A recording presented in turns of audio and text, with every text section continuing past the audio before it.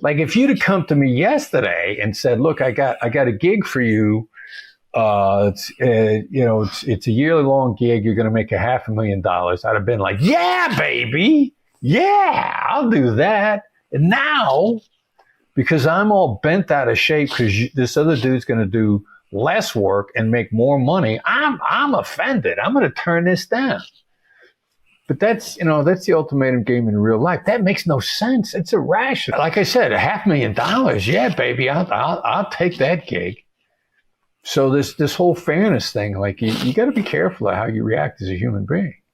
Mm. So, what were the techniques or the process of thinking that allowed you to realize you were being irrational?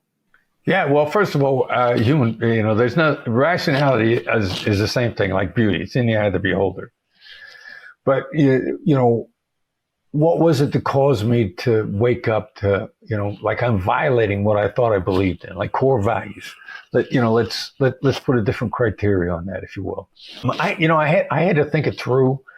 I had to compare it to what I'd been teaching at Georgetown in this really theoretical game we were playing called the ultimatum game, and hoping that my students got the point.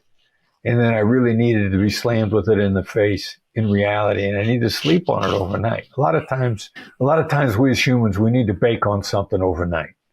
We have an interaction in a day, and, we might react, we might overreact, depending upon what time of day it is, depending upon a lot of stuff.